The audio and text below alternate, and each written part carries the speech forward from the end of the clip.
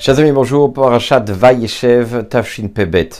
Alors, la Parashat raconte évidemment cette jalousie des frères vis-à-vis de Yosef. On peut comprendre parce que Yosef les mettait dans une situation, évidemment, une certaine position de supériorité qui fait que les frères, qui étaient quand même plus grands que Yosef, étaient très énervés. Mais voilà qu'il y a eu une situation qui a provoqué finalement la vente de Yosef en Égypte auprès des Ishmaélim.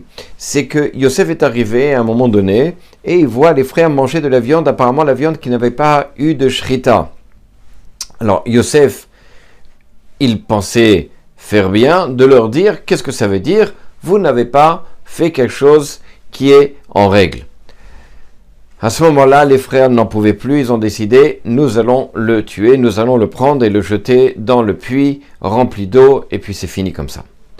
À ce moment-là, ils disent, mais on va faire semblant de le jeter dans le puits, on va pas le tuer, on va le jeter dans le puits et on va prendre son habit et on va le tacher de sang avec le sang d'un animal, comme ça on fera croire que comme quoi il est mort.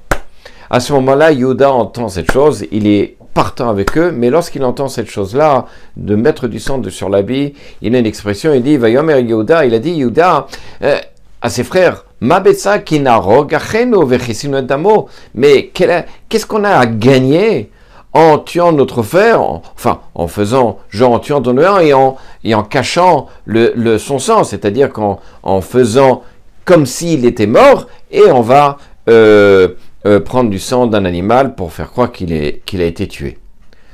Alors c'est à ce moment-là qu'il dit les Chovinukano, allons plutôt le vendre, l'Ishmaélin, Veyadeno, Alteibo, et qu'on n'ait pas une main dessus, c'est-à-dire qu'on n'ait pas fait quelque chose de pas bien, qui acheno besareno, ou veishmo arrive.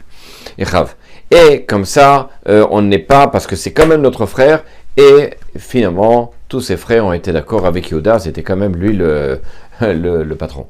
Et donc là, qu'est-ce qui se passe? En fait, le Beddin des Shvatim ont décidé que leur frère Yosef, d'après la décision du Shulchan Aruch, etc., il était Chayav Mita. Il avait la sentence de mort. Et donc, on devait le tuer. Et Yehuda était d'accord avec ça. Effectivement, si les lois montrent comme quoi Yosef il doit mourir, alors effectivement, on va appliquer la sentence. Mais lorsqu'il entend, pourquoi il revient Yehuda, il dit, mais attends, moi je suis désolé, on va pas faire ça, on va le vendre à Ishmaélim. Pourquoi? Parce qu'il y a quelque chose qui le gênait beaucoup. Après que Yehuda ait entendu de ses frères, l'idée, comment on va cacher l'acte de cette tuerie-là, enfin du meurtre de Yosef, parce qu'on va pas vraiment le tuer, on va le laisser mourir et on va tacher le sang. À ce moment-là, Yehuda n'est pas d'accord. Il dit non. Ça, la façon de faire comme ça n'est pas dans notre truc. C'est clair que Yosef, s'il est condamné à mort, parce que la loi, elle est condamnée à mort, on n'a pas à cacher nos actes. Et on n'a pas à faire semblant comme quoi son habit, il est rempli de sang. Parce que si on cache, ça veut dire que ce que l'on fait n'est pas cachère. Et ça, c'est ce qu'il a dit Yehuda. Quel avantage on a si on le tue, de cacher le sang, de faire avec du sang, avec un animal, etc., de montrer que c'est le sang d'un autre, de faire croire qu'il est mort. Et ça, c'est comme ça qu'il est dans le Mikotsk, en disant que quoi, pas shoot. C'est sûr qu'il est clair s'il faut tuer Yosef, on doit le tuer, mais si on ne doit pas le tuer, alors on ne va pas faire semblant de l'avoir tué. Et c'est pourquoi, donc, effectivement, il a considéré qu'il fallait plutôt le mettre en vente. En tout cas, le vendre aux Ishmaélim plutôt que de verser du sang, ou en tout cas de faire semblant de verser du sang.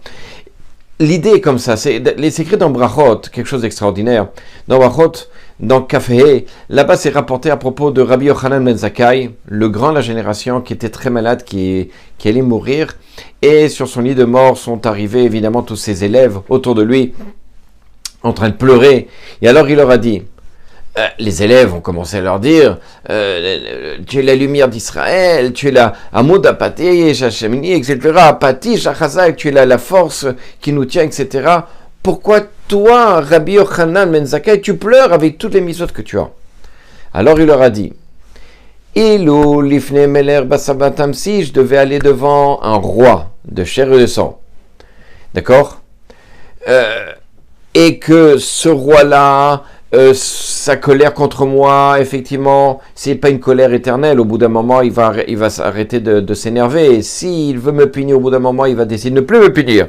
S'il décide de me tuer, je peux l'acheter, entre guillemets, je peux lui donner l'argent et finalement, il va décider de ne plus me tuer. Et devant lui, malgré tout, je vais pleurer devant un roi lorsqu'il va devoir donner ma sentence. Raison de plus devant un Kadosh Baruch Hu. Pourquoi? Parce que lui, lorsque sa sentence est, il ne revient pas dessus. Ce qu'il a fait et ce qu'il a décidé, si sa colère est éternelle. S'il a décidé de me punir, sa punition est éternelle, etc., etc. Et devant lui, je ne vais pas pleurer.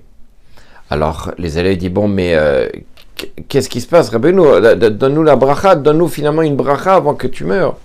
Et alors il leur dit quelque chose d'extraordinaire. Hiratson, Shetee Murashamim, que la volonté soit que vous ayez la crainte du ciel quand vous pourriez l'avoir devant un roi de chair et de sang. Les élèves disent, c'est tout, il n'y a que ça? Alors il leur répond, c'est déjà beaucoup. Et sachez une chose, c'est que lorsqu'un homme, il fait une avéra, il faute, alors il dit, j'espère que personne ne va me voir. Ça, c'est la problématique. Et comme ça, Rachid explique que celui qui fait une faute en secret, alors effectivement, il montre comme quoi il a peur des hommes, mais il n'a pas peur d'Akadosh Baruch Hu. Alors c'est la bracha de Rabbi Yochanan à l'éveil qu'on puisse avoir la crainte du ciel comme on a la crainte de Bassar Vadam.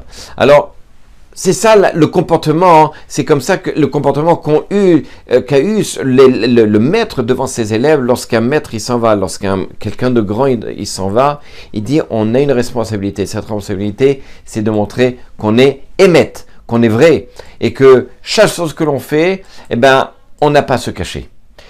Et ça, effectivement, c'est quelque chose que l'on revoit et qu'on doit enseigner aux enfants, à savoir que, regardez, c'est rapporté dans le Mechilta à propos des élèves de Rabbi Tarfon qui lui ont posé la question quel est le srout le mérite qu'a eu Yehuda d'avoir la royauté?